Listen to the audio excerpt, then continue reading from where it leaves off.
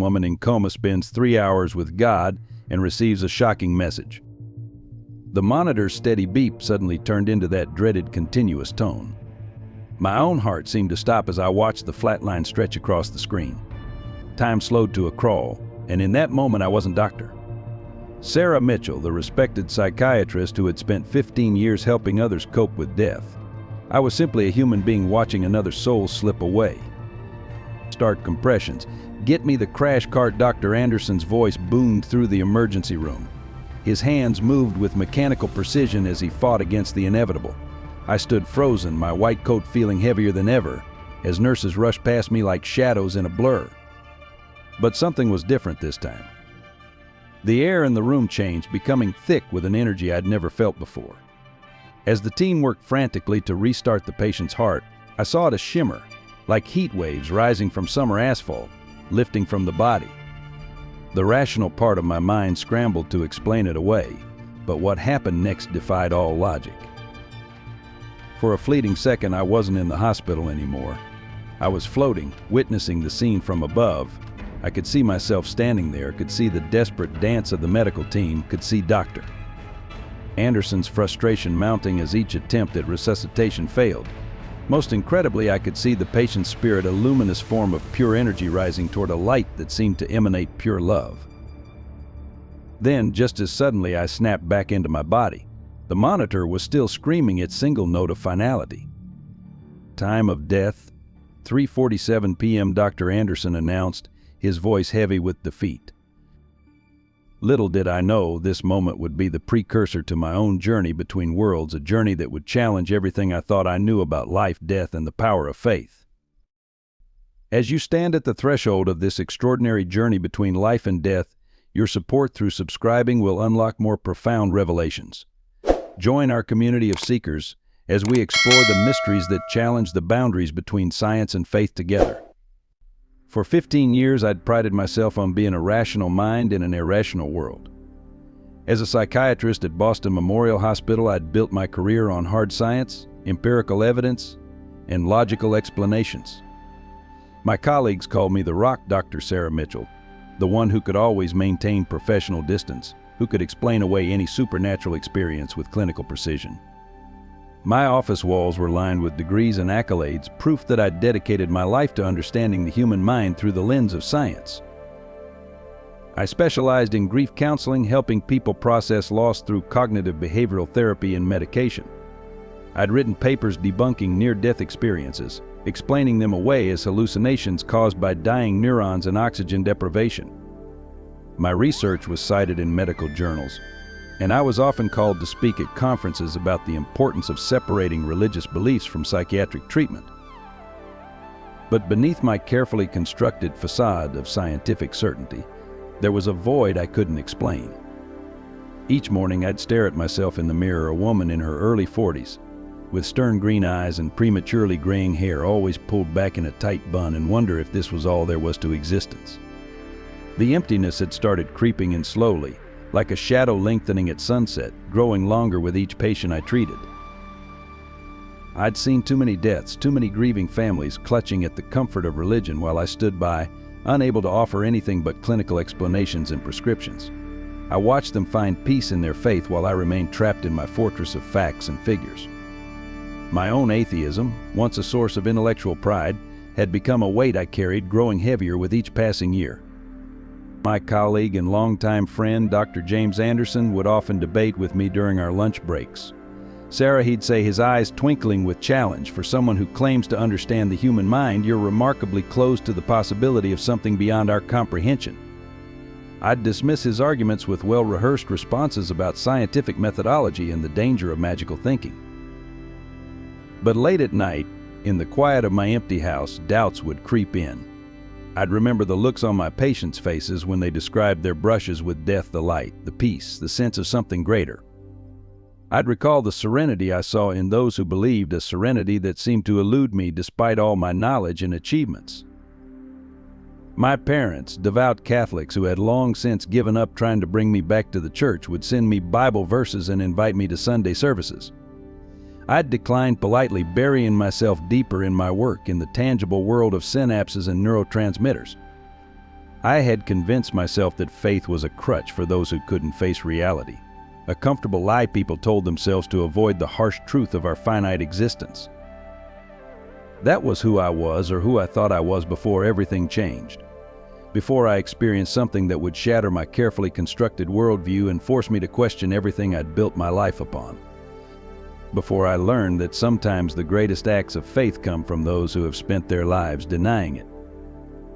Looking back now, I can see how my rigid skepticism was preparing me for what was to come. Every argument I'd made against the existence of the divine, every patient I'd counseled through their spiritual experiences, every debate I'd had with believers, all of it was laying the groundwork for my own transformation. The universe, it seems, has a sense of irony, choosing the most hardened skeptic to become a messenger of faith. But first I had to lose everything I thought I knew. I had to experience a tragedy that would break me open and make me question every certainty I'd ever held. Because sometimes it's only when we're completely broken that we can be rebuilt into something new, something that bridges the gap between science and faith, between the known and the unknown, between the physical world I'd studied so carefully and the spiritual realm I'd spent my life denying. It happened on a rainy Tuesday evening in October. Emily, my 16-year-old daughter, was driving home from her volleyball practice. She'd just gotten her license 3 months earlier, and I'd spent countless hours teaching her about safe driving. She was a careful girl, responsible beyond her years, my beautiful Emily, with her father's blue eyes and my determination. The same Emily who'd sit in my office after school, doing her homework while I finished with patients, asking thoughtful questions about psychology and the human mind. The call came at 8:47 p.m. I was finishing up paperwork when Officer Matthews' voice crackled through my phone, speaking those words that every parent dreads. Hydroplaning, head-on collision, pronounced at the scene. The words fell like stones into the quiet of my office, each one sinking deeper into my consciousness, creating ripples that would never quite fade away. I don't remember driving to the accident site. I only remember the red and blue lights painting the wet asphalt in surreal colors, the crumpled metal of her silver Civic, and the tarp they'd placed over her body.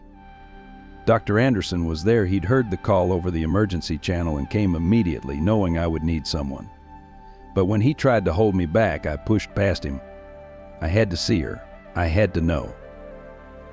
They tried to talk me out of identifying the body, but I insisted. I was a doctor, after all. I'd seen death before. But nothing, no amount of medical training, no experience with grieving patients could have prepared me for seeing my daughter's face, peaceful as if sleeping, but drained of all the vibrant life that had animated it just hours before. Her silver cross necklace, a gift from her grandmother that I'd always quietly disapproved of, glinted under the harsh morgue lights. The days that followed passed in a blur of well-meaning visitors and casseroles I couldn't eat. Her father, Mark, flew in from Seattle where he'd moved after our divorce. We sat together in our grief, two people who had once loved each other, now united only by the crushing weight of our loss. He found comfort in prayer I found none anywhere. Emily's room became both a sanctuary and a torture chamber. I'd sit there for hours, surrounded by her things, the volleyball trophies, the dog-eared psychology books she'd borrowed from my office, the college brochures she'd been collecting. Her journal lay on her desk, and one night, in a moment of desperate need to feel close to her, I read it. What I found there shook me to my core. In her final entry, written the morning of her death, she'd written about a dream she'd had. "Mom won't believe it," she wrote, "but I saw a light last night, and I felt this incredible peace. A voice told me that everything happens for a reason, and that even in the darkest times, love never dies. I wish Mom could feel what I felt. Maybe then she'd understand why I believe." Those words haunted me. I'd spent years dismissing my daughter's gentle attempts to discuss faith with me, always steering our conversations back to the rational, the provable. Now, reading her private thoughts, I was forced to confront the possibility that in my certainty, I'd closed myself off from something that had brought her comfort and meaning. The funeral was a Catholic service, as per her wishes, another detail I found in her journal. I sat in the front pew, numb to the prayers and hymns, watching the candles flicker beside her photograph. She was smiling in it, radiant with life and possibility, wearing that silver cross that now lay buried with her. As I listened to people speak about Emily's faith, her kindness, her belief in something greater than herself, I felt the first cracks appearing in my wall of skepticism. Not because I suddenly believed, but because I realized how much I'd missed, how many conversations I'd shut down, how many opportunities for connection I'd dismissed in my rigid adherence to what I could prove and measure. That was 3 months ago. I threw myself back into work, taking on more patients, staying later at the hospital, anything to keep the silence at bay. But Emily's words echoed in my mind, a constant reminder of what I'd refused to see. I didn't know it then, but the universe wasn't finished with me. My daughter's death was just the beginning of a journey that would challenge everything I thought I knew about life, death, and the power of belief. The morning everything changed started like any other. I was in my 4th counseling session with Rebecca Turner, a young mother who had lost her son to leukemia. She sat across from me in my office, clutching a tissue, her eyes red-rimmed as she described her son's final moments in the light he claimed to have seen. He said angels were waiting for him, Dr. Mitchell. He wasn't afraid at all. He just looked up, smiled, and said, "Mommy, they're so beautiful. How can I not believe him?" Her voice cracked with emotion, desperate for validation of her son's final vision. 3 months ago, I would have gently steered her toward a clinical explanation about end-of-life hallucinations. Instead, Emily's journal entries flashed through my mind, and I found myself hesitating. The familiar headache that had been plaguing me all morning suddenly intensified, shooting pain through my temples. "Dr. Mitchell, are you all right?" Rebecca's voice seemed to come from far away. The room began to spin, and the fluorescent lights above grew impossibly bright. I tried to stand to reassure her, but my legs wouldn't cooperate. The pain in my head exploded into white-hot agony. I saw Rebecca lunge forward. As I began to fall, heard her screaming for help. My body felt impossibly heavy, yet somehow disconnected. Through the haze of pain, I was dimly aware of Dr. Anderson bursting through the door, his face contorted with concern. "Sarah, stay with us," his voice echoed strangely, as if traveling through water. I tried to respond, but my mouth wouldn't form words. The ceiling tiles above me began to blur and shift, merging into a swirling vortex of light and shadow. Time seemed to fragment. I caught snippets of urgent voices, blood pressure dropping. Severe cranial pressure. Possible aneurysm. The words meant something. I knew they should mean something to me as a doctor, but they felt distant, irrelevant. In that moment of crisis, as my consciousness began to fade, I saw Emily. Not as she had looked in the morgue, still and lifeless, but as she had been that last morning, laughing, alive, her cross necklace catching the sunlight. She was trying to tell me something, her lips moving in silent urgency. The pain reached an impossible crescendo. I felt something inside my head give way, like a dam breaking. Dr. Anderson's face appeared above me one last time, his lips forming words I couldn't hear. The emergency response team was rushing in with a gurney, their movements frantic but expertly coordinated. As they lifted me onto the gurney, I experienced the strangest sensation, as if I were simultaneously lying there and floating above the scene. I could see myself pale and unconscious, while Rebecca stood pressed against the wall, her own grief forgotten in the face of this new crisis. Dr. Anderson was barking orders, his usual calm demeanor replaced by barely controlled panic. The last thing I remember before darkness claimed me was a peculiar warmth spreading through my chest, and a voice not Emily's, but somehow familiar, whispering, "It's time." Then everything went white, and I felt myself being pulled away from my body, away from the chaos of the emergency response, away from everything I had ever known or believed. As consciousness slipped away, I wasn't afraid. For the first time since Emily's death, I felt a profound sense of peace. The crushing weight of grief and skepticism that had become my constant companion seemed to lift. In that moment between life and death, as my vital signs began to crash and my colleagues fought to save me, I understood with sudden clarity what Emily had written about in her journal. The last thing I heard before the darkness took me completely was Dr. Anderson's voice, cracking with emotion as he shouted, "We're losing her. Get the crash cart in here now," but his voice seemed to come from an ever-increasing distance, like the echo of a shout in a vast canyon. I was falling, or perhaps rising direction had lost all meaning. The pain vanished, replaced by a sensation I had no words to describe. Every scientific explanation I had ever given for near-death experiences seemed laughably inadequate in the face of what was happening to me. As my consciousness expanded beyond the confines of my dying brain, I realized that this was only the beginning. The light was waiting, just as Emily had described. And like her, I was about to understand why some truths can't be measured, quantified, or proven. They can only be experienced. The transition was unlike anything I could have imagined. One moment, I was aware of the hospital chaos fading away. The next, I was enveloped in a light that defied all physical description.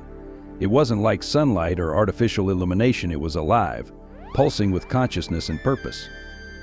Every scientific principle I'd ever learned seemed inadequate to explain what I was experiencing. The light didn't just surround me, it permeated my being. I became aware that I no longer felt bound by physical form. The chronic tension in my shoulders, the weight of exhaustion I'd carried since Emily's death, the throbbing that had preceded my collapse, all of it had vanished. In its place was a sensation of weightless freedom that made me feel more real, more present than I had ever felt in my physical body.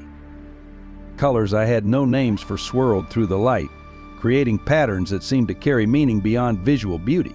I could feel their vibrations resonating through my consciousness, communicating in a language that bypassed words entirely. The closest analogy I could draw was to music, but even that fell short. This was symphony and mathematics and pure emotion all at once. As my awareness expanded, I began to perceive presences around me. They weren't visible in any conventional sense, but I could feel them, countless beings of light and energy, each radiating a love so pure and unconditional that it made my chest ache with its intensity. In my years of psychiatric practice, I'd dismissed accounts of guardian angels as wishful thinking. Now, surrounded by these beings, I understood how inadequate any earthly description would be.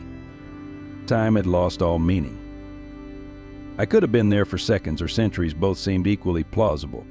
I became aware of a gentle current in the light, drawing me forward. As I allowed myself to be guided, memories began to play around me, not just scenes from my life, but the emotions and impacts of every choice I'd ever made. I saw myself through the eyes of my patients, felt their pain when I dismissed their spiritual experiences. I witnessed every moment I'd spent with Emily, but now I could feel her soul's perspective as well as my own. The love she'd tried to share with me, the gentle way she'd tried to open my mind to possibilities beyond the material world, it all took on new meaning. The most overwhelming revelation was the interconnectedness of everything.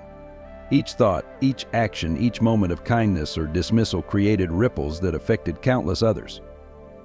I saw how my scientific skepticism had been both a shield and a prison, protecting me from emotional vulnerability while cutting me off from deeper truths. As these insights flooded through me, I felt a presence approaching, different from the others, vast beyond comprehension yet intimately familiar. It carried an energy that I recognized from Emily's description in her journal, and I knew with absolute certainty that I was in the presence of something divine. The logical part of me, the doctor, the skeptic, tried to rationalize what was happening, but that voice grew faint and irrelevant in the face of this encounter. The presence communicated without words, yet with perfect clarity. Child, you have lived in the shadow of doubt, seeking truth only in what can be measured. But the greatest mysteries of existence cannot be contained by human instruments or understood by human minds alone. I felt myself being drawn closer to this presence, and as I approached, my consciousness expanded further. I began to perceive layers of reality I'd never imagined existed. The universe revealed itself as an intricate tapestry of energy, consciousness, and purpose, with love as its fundamental force. In that moment, I understood why my scientific knowledge, though valuable, was like trying to understand an ocean by studying a single drop of water. The truth was so much vaster, so much more beautiful than anything I had allowed myself to believe. Every argument I'd ever made against the existence of the soul, every paper I'd written dismissing near-death experiences, they seemed like a child's crayon drawings attempting to capture the Sistine Chapel. Yet even as these revelations transformed my understanding, I sensed that this was only the beginning. The light around me began to shift and coalesce, preparing me for something more. I could feel Emily's presence growing stronger, drawing nearer, and with it came a message that would shake the foundations of everything I thought I knew about life, death, and the purpose of human existence. The rational doctor in me wanted to document, analyze, and categorize these experiences, but I was learning a new way of knowing, one that transcended the limitations of human logic and scientific methodology. As I hovered in this space between worlds, I realized that my lifelong pursuit of truth through science had been leading me here all along, though by a path I could never have anticipated. The light pulsed once more, and I knew I was about to receive a message that would not only change my life but would have implications for all of humanity. The presence drew closer, and I felt myself opening to a truth that no microscope could reveal, no equation could capture, and no peer-reviewed journal could adequately describe. Mom, the word resonated through my consciousness with such purity that I felt it rather than heard it. There, emerging from the brilliant light, was Emily. Not as I had last seen her in the morgue, not even as she had been in life, but as pure essence, her soul's true form. She was light and love personified, yet unmistakably my daughter. Emily, I tried to speak, though I had no physical voice here. Somehow, the thought carried between us like a wave of energy. She appeared both younger and infinitely older than her 16 years, her presence radiating a wisdom that transcended earthly experience. Her familiar smile held the warmth of 1,000 suns, and the silver cross she had always worn now seemed to be part of her luminous form, pulsing with living light. "You don't have to be afraid anymore, Mom," she communicated. "This is what I tried to tell you about. This is what I felt in my dream the night before the accident. I knew then that everything would make sense eventually." The scientist in me wanted to argue, to find logical explanations, but in this realm such thoughts felt as obsolete as trying to measure infinity with a ruler. Emily's presence was undeniable, more real than anything I had experienced in the physical world. She moved closer, and suddenly I was enveloped in pure, unconditional love. Every moment we had shared played around us: her first steps, her quiet questions about faith, the times I had dismissed her gentle attempts to share her spiritual experiences. But there was no judgment in these memories, only understanding and forgiveness. "It wasn't time for you to understand then," Emily conveyed. "But now, Mom, there's something bigger happening, something you need to see." She gestured to the space around us, and the light began to shift and change. The divine presence I had sensed earlier grew stronger, and I watched in awe as it took form, not as the stern, patriarchal figure depicted in church paintings, but as pure, living light that somehow contained all possibilities, all wisdom, all love. Emily's light seemed to harmonize with it, like a perfect musical note joining a grand symphony. "Your scientific mind was not a mistake," the presence communicated. "It has prepared you to bridge worlds, to understand what few can comprehend. Every doubt, every question, every moment of skepticism has led you to this moment." Waves of understanding washed over me. I saw how my years of studying the human mind had given me the vocabulary to translate spiritual truths into language others could understand. My skepticism had not been a flaw, but a necessary part of the journey. Through it all, Emily remained beside me, her presence a bridge between my old understanding and this new reality. She showed me how her death, though tragic in earthly terms, had been a catalyst for something greater than either of us had imagined. "Remember when I used to sit in your office after school?" Emily's thoughts reached me. "How I would ask you about the mind, about consciousness? I was trying to help you prepare, Mom. Some part of me knew this moment would come."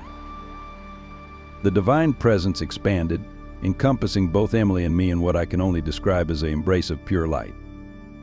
In that moment I understood that death was not an ending but a transition, not a wall but a doorway. Emily hadn't been taken from me, she had merely moved into a different expression of existence. "But this is just the beginning," Emily conveyed, her light pulsing with urgency. "There's more you need to know, Mom, so much more. The world is changing and you have a part to play." The divine presence seemed to intensify, and I felt myself being drawn deeper into the light. Emily's form began to fade, but her love remained, intertwined with the greater presence that now enveloped me completely. "Don't be afraid," were her last words to me. "Remember, love never dies. It just takes new forms. And Mom, I was right about the angels. They really are beautiful." As Emily's presence merged back into the light, I felt a profound shift in my consciousness. The divine presence now commanded my full attention, and I knew I was about to receive a message that would change not only my life but potentially the course of human understanding. The skeptic who had dismissed near-death experiences as neural misfiring was gone. In her place was someone new, someone who had touched the divine and could never again doubt its reality. But more than that, I was a mother who had found her daughter again, who had experienced firsthand the truth that love transcends death. The light pulsed once more, and I sensed that the next revelation would be even more profound. The divine presence grew stronger, and I opened myself fully to whatever message was about to be shared, knowing that my life's purpose had been leading to this moment. The divine presence encompassed me completely, and what followed was a download of information so vast and profound that it defied earthly language. Yet somehow I understood every nuance, every layer of meaning with perfect clarity. Humanity stands at a crossroads, the presence communicated. The world you know is approaching a time of great change. The barriers between the physical and spiritual realms are growing thinner, and many will begin to experience what you are experiencing now. Images flooded my consciousness, visions of the future, both beautiful and terrifying. I saw masses of people awakening to spiritual truths, but also the chaos and confusion this awakening would bring. I witnessed healing miracles in hospitals, spontaneous recoveries that defied medical explanation, and scientists struggling to understand the surge in supernatural phenomena. Your role, the presence continued, is to be a bridge. Your medical background, your skepticism, your loss all have prepared you for this purpose. You will help others understand what is coming using the language of science to explain spiritual truths. The message became more specific, more urgent. I was shown 3 events that would occur in the near future, predictions that would prove the validity of my experience. First, a massive power outage would affect the eastern seaboard, during which countless people would have simultaneous spiritual experiences. Second, a child in my hospital would spontaneously heal from terminal cancer, but only after describing visitors of light.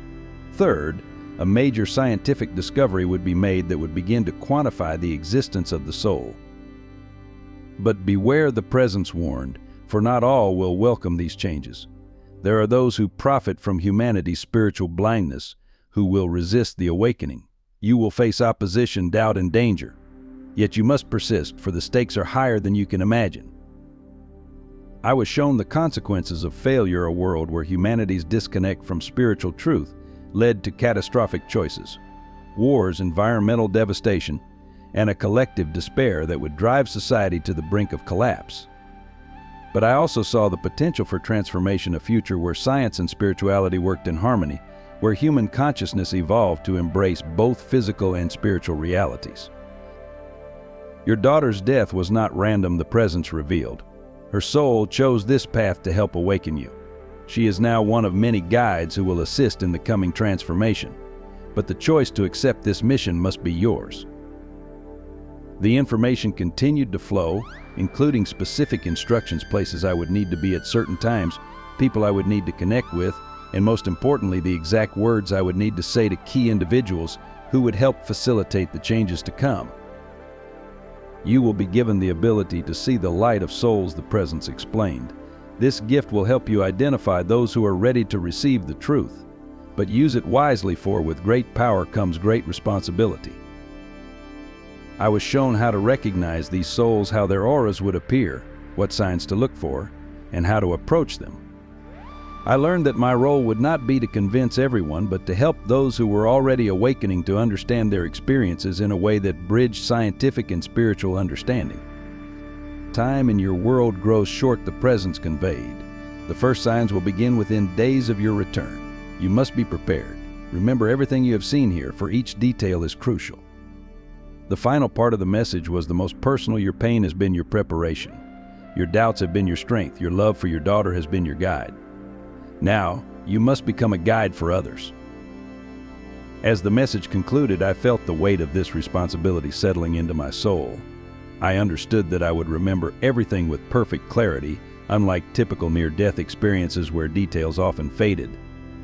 This was not just a spiritual encounter, it was a mission briefing for what would become the most important work of my life.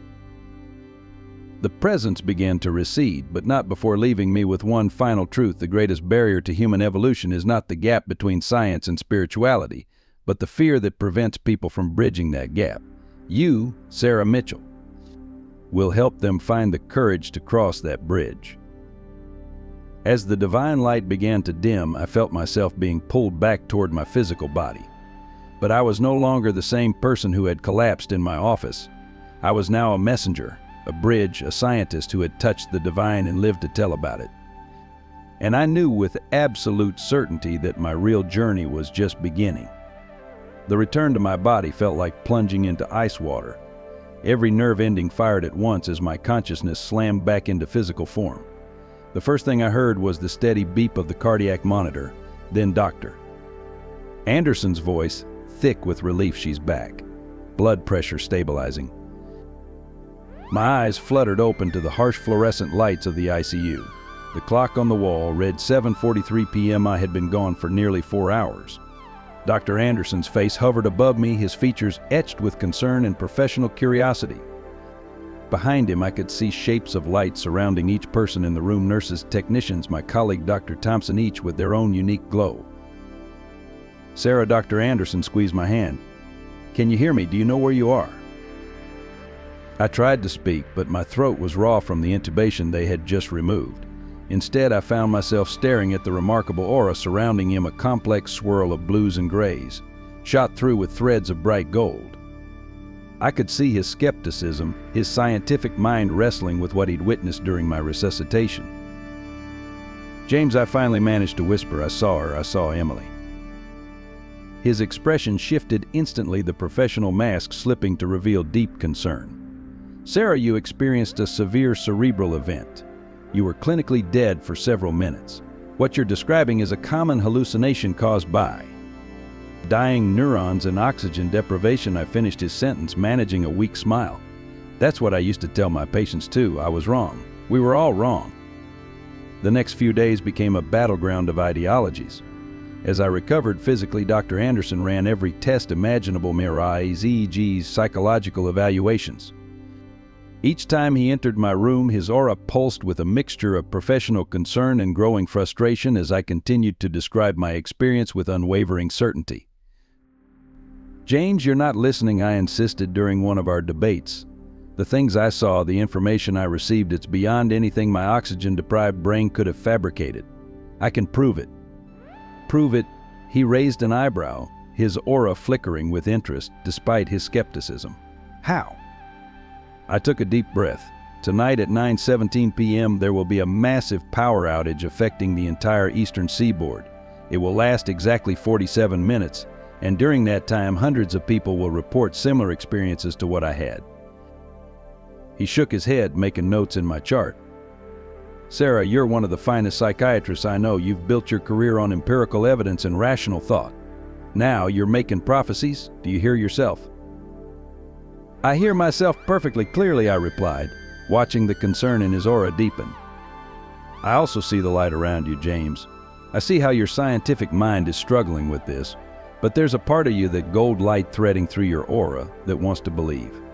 That part of you remembers something you've never told anyone about your sister's death." He froze, his pen hovering above the chart. The gold in his aura flared briefly before being swallowed by a dark gray. "How could you possibly know about that?"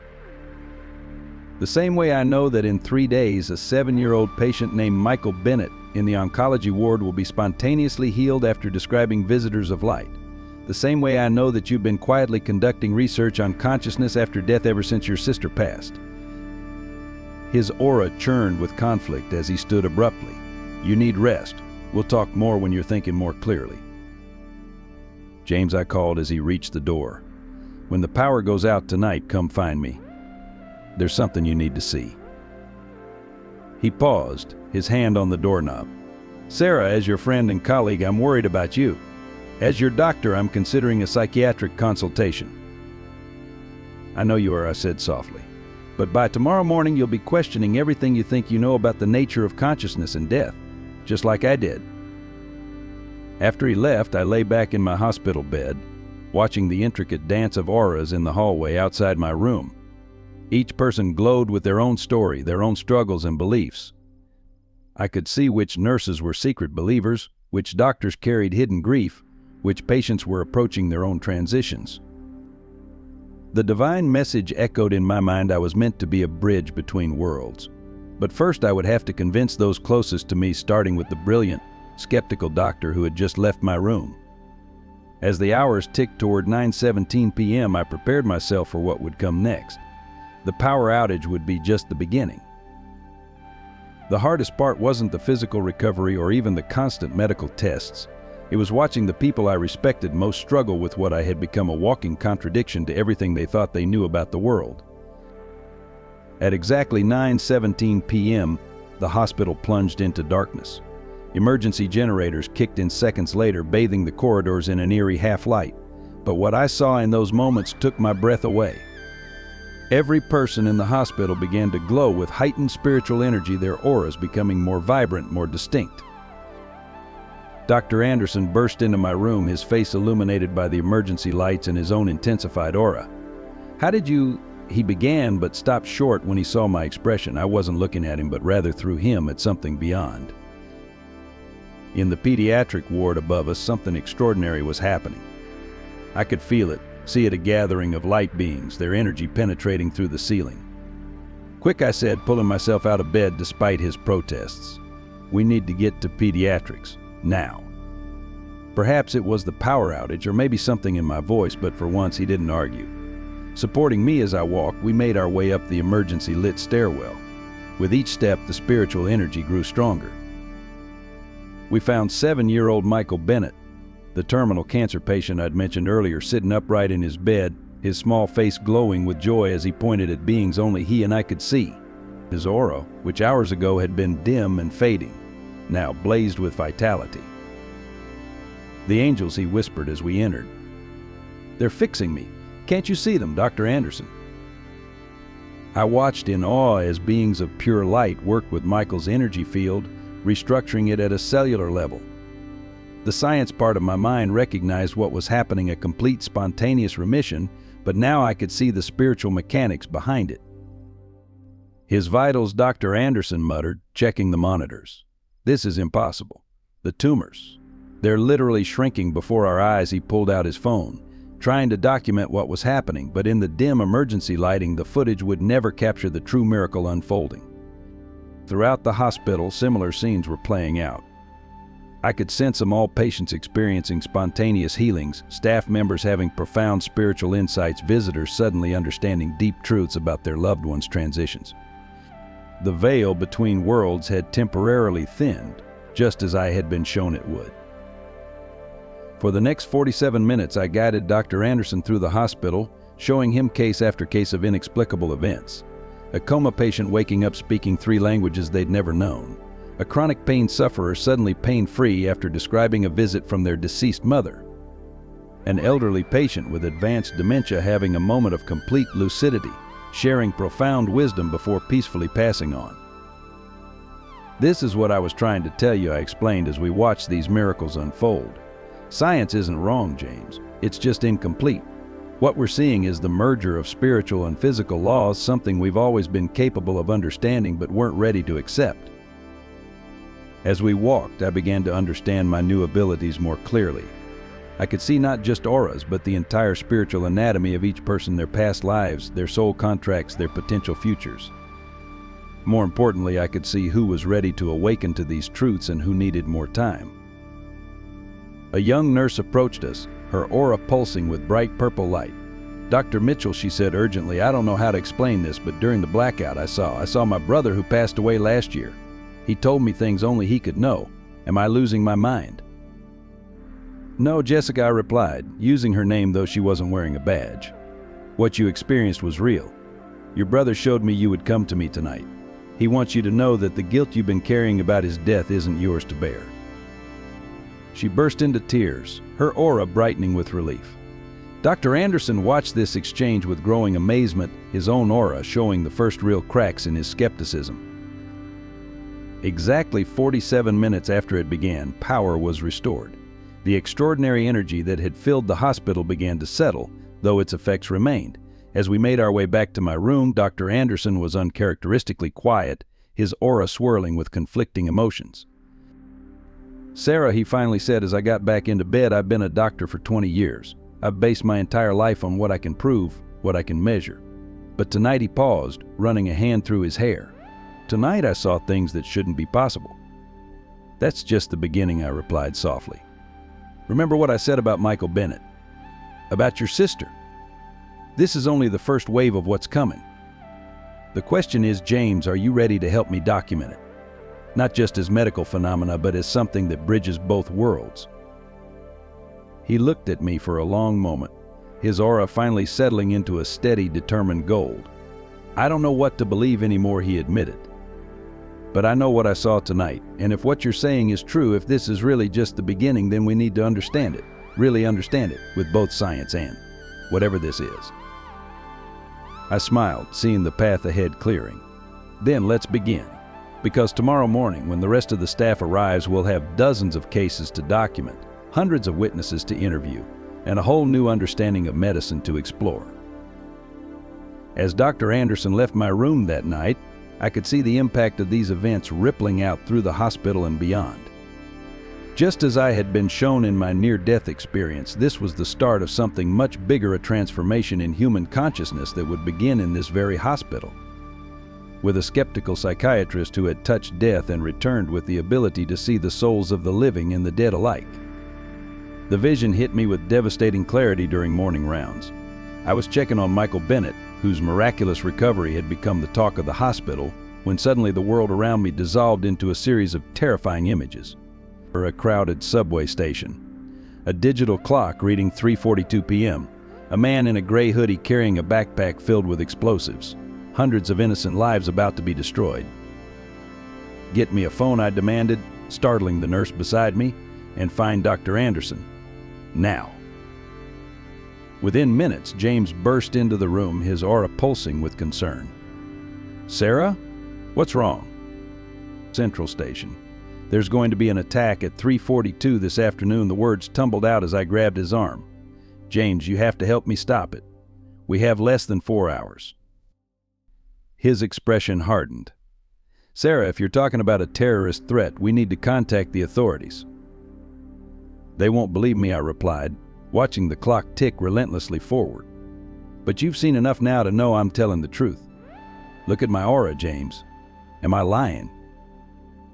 He studied me intently, and I could see him wrestling with his medical training and what he'd witnessed during the blackout. Finally, he nodded. "What do you need me to do?" We rushed to Central Station, arriving just after 2:30 p.m. The busy terminal was packed with commuters, none aware of the danger looming. As we moved through the crowd, I could see auras of varying colors, but I was looking for one specific signature, the dark, roiling energy I'd seen in my vision. "There," I whispered, pointing to a figure sitting alone on a bench. "The man in the gray hoodie. His aura, it's like a black hole." Dr. Anderson tensed beside me. "Sarah, we need to be absolutely certain before we do anything. False terrorism accusations." "Wait," I interrupted, my vision suddenly shifting. I could see beyond the man's physical form now, into his soul's history. "His name is Thomas. He lost his family in a car accident 3 months ago.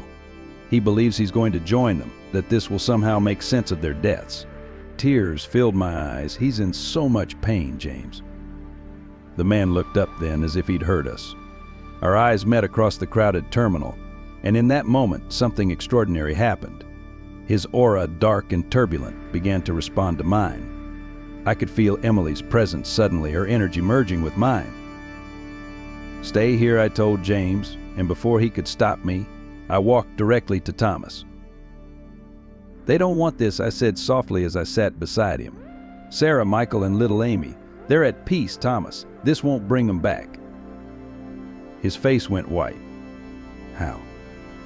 How do you know their names?" "Because they're here with us right now. Sarah is standing right beside you, her hand on your shoulder. She wants you to know that the truck driver had a stroke. The accident wasn't anyone's fault. Michael wants you to remember the promise you made him about being brave. And Amy," I smiled gently, "Amy says the angels look just like you always told her they would." The backpack slipped from his grip as tears began streaming down his face. His aura started to lighten, the darkness giving way to the raw purple of grief and the soft blue of hope. "I see them everywhere," he whispered, "in crowds at home. I can't escape the memories." "You're not supposed to escape them," I replied, taking his hand. "But there's a difference between honoring their memory and joining them before your time. They're waiting for you, yes, but not like this, never like this." Security guards were approaching, alerted by Dr. Anderson, but I held up a hand to stop them. Thomas's aura was transforming before my eyes, the murderous darkness replaced by something new, the golden light of understanding. "Will you help me?" he asked, his voice breaking. "I don't know how to live without them." That's why I'm here, I answered, feeling the truth of it in my soul. That's why I was shown what you were planning. Because some part of you was calling out for help, and someone was listening. The security team managed the situation quietly, and within an hour, Thomas was receiving the help he needed. The backpack, when examined, contained enough explosives to have killed hundreds. But as I watched him being led away, I saw something even more powerful than the averted tragedy. I saw his aura begin to heal. Dr. Anderson joined me as the station returned to normal, commuters rushing past, unaware of what had almost happened. How many more, he asked quietly. How many more visions like this will you have? I watched the swirling auras of the crowd, each person carrying their own story, their own potential for both darkness and light. As many as needed, I replied. This is part of why I was sent back, James. Not just to prove the existence of the soul, but to help heal it. The weight of this responsibility settled over me as we left the station. I knew there would be more visions, more lives to save, more souls to heal. But for now, I held on to the image of Thomas's transformed aura, proof that even in the darkest moments, light could break through. Back at the hospital, the tension that had been building between Dr. Anderson and me finally reached its breaking point. He called me into his office, his aura a turbulent mix of colors I'd never seen in him before, deep purples of existential crisis, flashing reds of scientific frustration, and underneath it all, that persistent gold of emerging spiritual awareness. We need to talk about what happened today, he said, closing the door. What happened at the station? It defies everything I know about psychiatric medicine, about reality itself.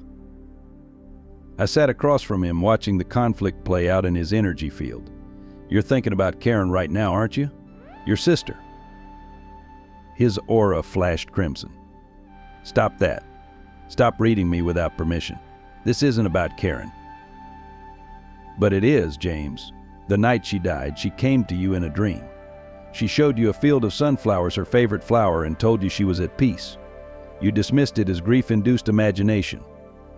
But it's haunted you ever since. It's why you've been secretly researching consciousness after death. He stood abruptly, pacing behind his desk. That's private. I've never told anyone about that dream. Never.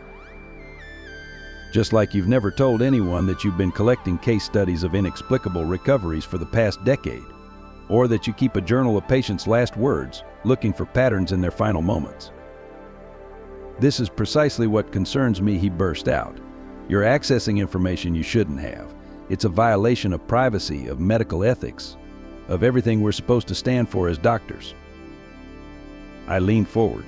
Is it a violation when an X-ray shows us what's inside a patient's body? When an MRI reveals their brain activity? This is just another diagnostic tool, James. One that helps us see the whole patient, not just their physical form, but their spiritual essence. That's different, he argued. Those are validated scientific instruments with reproducible results. What you're doing, it's unquantifiable, subjective. How can we trust it? The same way we trust a patient when they tell us where it hurts, I replied. The same way we trust our intuition when something about a diagnosis doesn't feel right. Science isn't just about measurement, James. It's about observation, about expanding our understanding of what's possible. His aura swirled with deep blue, the color of intellectual curiosity fighting with ingrained skepticism. What you did at the station, you saved lives, I can't deny that. But as your colleague, as your friend, I'm worried about where this is leading. The hospital board is already asking questions. There's talk of psychiatric evaluation, of revoking your privileges. I stood and walked to his side of the desk. Look at me, James. Really look. You can see it too now, can't you? The light around people. It's been growing stronger for you since the blackout. He turned away, but not before I caught the flash of recognition in his aura. That's just eye strain, or suggestion. Or it's exactly what I've been trying to tell you. The veil between worlds is thinning. More people are going to start seeing what I see, what you're beginning to see. We can either fight it, or we can help guide people through it. And risk everything we've worked for, he challenged. Our reputations, our careers.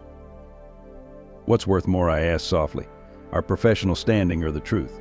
Think about Thomas today. Think about Michael Bennett's recovery. Think about your sister, James. What if everything you've secretly hoped was true actually is? His aura churned with emotion as he sank into his chair. If what you're saying is true, if all of this is real, then everything changes, everything we think we know about medicine, about death, about consciousness. Yes, I agreed. Everything changes. But isn't that exactly what science is supposed to do? Challenge our assumptions. Expand our understanding? You once told me that the greatest scientists in history were the ones willing to look beyond the accepted boundaries of their time. For a long moment, he was silent, his aura gradually settling into a steadier pattern. Finally, he looked up at me, and I could see the decision in his eyes before he spoke. "Show me," he said simply. "Show me everything you see. Help me understand it, not as a believer, but as a scientist. Because if this is real, we need to document it, study it. Find a way to bridge these worlds you're talking about." I smiled, feeling Emily's presence warmly approving. "That's exactly what we're going to do. But first, there's something else you need to see, something that will help you understand why Karen showed you those sunflowers." The call came at midnight, a young woman on the hospital roof, standing on the ledge. Security was trying to talk her down, but something in my soul knew I needed to be there. As I rushed up the stairs, Dr. Anderson close behind, I could already see her aura through the walls, a violent storm of black and deep purple, shot through with the sickly yellow of despair. "Sarah, wait," James called after me. "Let the crisis team handle this." But I was already pushing through the roof access door. The scene before me was chaos, security personnel maintaining a perimeter, a crisis counselor trying to establish rapport, and there, silhouetted against the city lights, a girl who couldn't have been more than 20.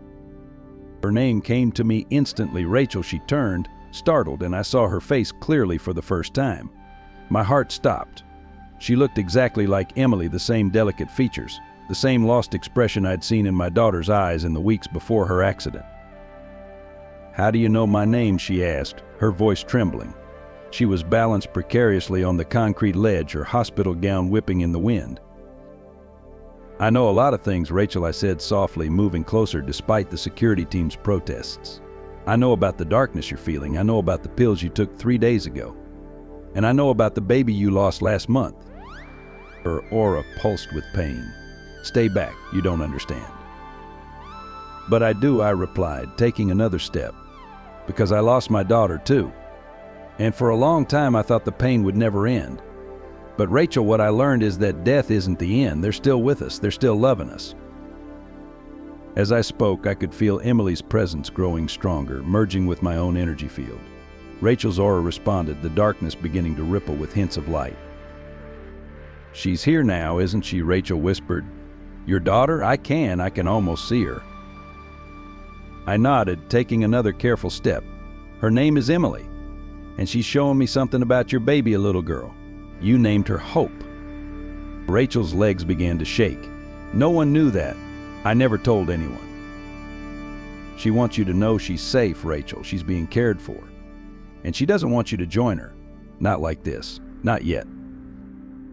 I was close enough now to see the tears streaming down her face. Her aura was changing rapidly, the darkness fighting with emerging light. But then I saw something that made my blood run cold, a dark entity feeding on her despair, wrapping its energy around her like a shroud. In that moment, I understood what I had to do. The divine presence had shown me this possibility, had prepared me for this choice. Without hesitation, I stepped onto the ledge beside her. "What are you doing?" she gasped. "Showing you that you're not alone," I said, reaching for her hand, "and showing you what's really happening here." I channeled every ounce of spiritual energy I possessed into her, creating a bridge between our auras. Through this connection, she could suddenly see what I saw: the light beings gathering around us, Emily's radiant presence, and the dark entity trying to claim her soul. "Oh God," she whispered, "I see them. I see everything." The dark entity, realizing it was losing its grip, lashed out violently. I felt its energy like a physical blow, pushing us both toward the edge. In that split second, I had to make a choice: let go of Rachel's hand and save myself, or hold on and risk everything. I held on. As we began to fall, I heard Dr. Anderson scream, felt the rush of wind, and saw Emily's light growing brighter. In that moment, I understood that sometimes saving a soul requires risking everything, even life itself. The ground rushed up to meet us as I pulled Rachel close, wrapping her in protective light, praying that my sacrifice would be enough to save us both. Time stopped. The world froze in that infinite moment between life and death. As we fell, reality shattered into fragments of light, and once again I found myself crossing the threshold between worlds. But this time was different. I wasn't alone. Rachel's soul was tethered to mine, and I could feel her terror transforming into wonder as we entered the spiritual realm together. The divine light enveloped us both, and I heard Emily's voice clearer than ever. "Mom, you've understood. This is why you were sent back, not just to witness, but to act, to save." We were suspended in a dimension beyond physical laws, where the concept of falling had no meaning. Rachel's soul, still connected to mine, pulsed with recognition as her baby girl's spirit approached us, a tiny star of pure love that melted away the last of her despair. Hope, Rachel's soul voice trembled with emotion. "My baby." "She was never lost," I explained gently, watching their lights dance together, "just waiting for you to find your way back to life, not through death, but through understanding." The divine presence that had given me my original mission now surrounded us with unprecedented intensity. I felt its message resonating through every particle of my being. "You have learned the greatest truth, that love requires sacrifice, and that true healing comes not from standing apart, but from falling together." Images flashed through my consciousness, dozens of future moments where my experience this night would help others step back from their own edges. I saw Rachel becoming a force for healing herself, using her own story to light the way for others lost in darkness. But there was more. The divine light showed me that this moment was a turning point, not just for Rachel and me, but for the entire hospital. Our fall would become a catalyst, breaking down the last barriers between science and spirit in ways I couldn't yet comprehend. "It's time to go back," Emily's voice came again. "But this time you'll return with even greater purpose. The bridge between worlds needs to be built with more than just words and visions. It needs to be built with actions that prove love is stronger than death, stronger than fear, stronger than doubt." I felt a surge of divine energy coursing through me, healing and transforming both Rachel's soul and mine. The dark entity that had pushed us over the edge was dissolved in this light, transformed into pure energy that would fuel our return. Remember, the divine presence commanded, "Every soul saved creates ripples through both worlds." Rachel's healing will trigger a chain reaction of awakening. But first, you must complete your fall and your miracle. I understood then that we would survive, but not through any natural means. Our survival would be the undeniable miracle that would force even the most hardened skeptics to question their assumptions about reality. Emily's light merged with mine one last time, sharing one final truth: perfect love casts out all fear, Mom. That's not just a saying, it's the fundamental law of both worlds. The pull back to our bodies began, stronger than before. Rachel's soul clung to mine as we descended, no longer falling in fear but returning with purpose. The divine light followed us down, preparing to manifest in the physical world in a way that couldn't be explained by any conventional means. As consciousness returned to my physical form, I heard Dr. Anderson's voice crying out, felt the wind still rushing past us, and knew that less than a second had passed in earthly time. But in that second, everything had changed. Rachel and I were no longer falling victims, but returning teachers carrying a truth that would change everything. The ground still rushed up to meet us, but now I could see the gathering light beings below, preparing to catch us in a way that would be witnessed by everyone present. Our survival would not be a private miracle, but a public testament to the reality of divine intervention. In that final moment before impact, I heard Emily's voice one last time. "Now, Mom, show them what love can do." The light exploded outward from my chest, enveloping both Rachel and me in a cocoon of pure divine energy. What happened next would become legend in the hospital halls, a moment when the veil between worlds lifted completely, and everyone present would be forced to acknowledge that some truths transcend all scientific explanation. The miracle of our survival, Rachel and I hovering inches from the ground before being gently lowered by invisible forces, broke something open in Dr. Anderson. I saw it in his aura, immediately a complete shattering of his scientific walls, releasing a flood of suppressed memories and emotions. He ran to us, his professional demeanor crumbling as tears streamed down his face. "It's exactly how Karen died," he choked out, "and exactly how she saved me." The crowd gathering around us fell silent as James Anderson, the hospital's most respected rationalist, fell to his knees beside us. His aura blazed with long-buried truth, and I knew it was time for his story to finally be told. 20 years ago, he began, his voice trembling. My sister Karen was a resident here. She started seeing things, auras, she called them. Started knowing things about patients she couldn't possibly know. I thought she was having a breakdown. We all did. Rachel sat up beside me, both of us still glowing with residual divine energy, as James continued his confession. One night she found me on this same roof. I was the one planning to jump. My wife had just died in childbirth along with our baby. I couldn't see any reason to go on. His aura swirled with the pain of that memory. Karen tried to tell me she could see Susan, my wife, standing right there with me. Said she was begging me not to jump. I called her crazy, told her she needed psychiatric help. And then, "She went over with you," I finished softly, seeing the scene play out in his aura. "To save you." He nodded, wiping his eyes. We fell together. I remember a light, just like tonight. We should have died, but instead we floated, just like you did, but the miracle killed her. The effort of saving me, of channeling whatever power that was, it stopped her heart. Her last words to me were, "Now you have to believe." The medical staff around us shifted uncomfortably, hearing their distinguished colleagues speak of miracles and mystical experiences. But the energy still radiating from Rachel and me made denial impossible. "I couldn't handle it," James continued. "I couldn't reconcile what happened with my medical training. So I buried it, dedicated myself to pure science. Convinced myself it was all some sort of shared hallucination. But I've been collecting cases ever since, similar stories, unexplainable recoveries, last moment revelations. 20 years of evidence I was too afraid to acknowledge." Rising shakily to my feet, I placed a hand on his shoulder. Instantly, Karen's presence made itself known, a gentle, forgiving light that had been waiting 2 decades for this moment of recognition. "She's here, James," I said gently. "She never left you. All those journals you've kept, all those cases you've documented, she's been guiding you, preparing you for this moment." "The sunflowers," he whispered. Every time I doubted, every time I almost looked at my research, I'd dream of her in that field of sunflowers. Rachel joined us, her own aura now radiant with understanding. "I can see her too," she said wonderingly. "She looks just like you, Dr. Anderson. And she's laughing." James let out a sound between a laugh and a sob. "She always said I was too stubborn for my own good, that it would take another miracle to make me believe again." Standing there on the hospital grounds, surrounded by witnesses to the impossible, I watched the last of James Anderson's skepticism dissolve into acceptance. His sister's sacrifice had planted the seeds of belief, and now, 20 years later, those seeds were finally blooming like sunflowers, turning toward the light of truth. As we stood in the aftermath of the miracle, surrounded by stunned witnesses, another wave of divine revelation washed over me.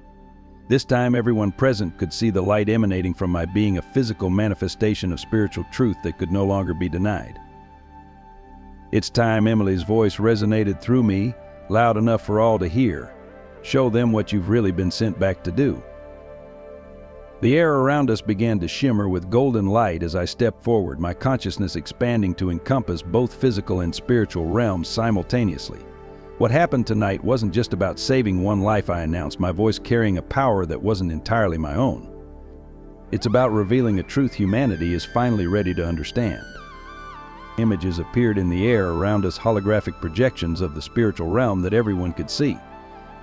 They showed hospitals around the world where similar awakenings were beginning to occur, doctors and nurses starting to perceive their patients' auras, healing energies becoming visible to the naked eye. "The veil between worlds isn't just thinning," I explained, watching understanding dawn on the faces around me. It's transforming. Science and spirituality were never meant to be separate. They're 2 languages describing the same reality. And this hospital, through the combined sacrifices of Karen Anderson and my daughter Emily, has been chosen as the epicenter of this convergence. Dr. Anderson stepped forward, his sister's energy now visibly intertwined with his own. "The research," he said, realization dawning. "All those cases I've been collecting, they were preparing us for this." "Yes," I confirmed. "Your sister knew. Emily knew. They've been working from the other side, preparing both of us for this moment.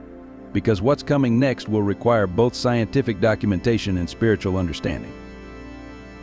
The divine presence that had guided me since my first near-death experience now made itself known to everyone present. The entire hospital grounds were bathed in celestial light as the full scope of the divine plan was revealed. This hospital will become the first spiritual research and healing center I announced, seeing the future unfold before us. A place where the mechanisms of miraculous healing can be studied and understood, where the bridge between physical and spiritual medicine can finally be built. Rachel stepped forward, her aura now fully restored to its natural radiance. And those of us who've been saved, we're meant to help others cross that bridge, aren't we? I nodded, feeling Emily's approval. Every person who witnesses a miracle becomes a bridge for others. Your experience tonight will help countless others step back from their own edges. Dr. Anderson's 20 years of hidden research will provide the foundation for a new understanding of consciousness and healing. The divine light coalesced into a clear vision of the future hospital rooms where auras would be as easily monitored as vital signs, where spiritual healing would work in harmony with physical treatments, where the dying would be helped to transition with full awareness and peace. But this gift comes with a warning. I continued, feeling the gravity of the message. As more people awaken to these abilities, there will be those who resist. The old paradigms won't fall easily.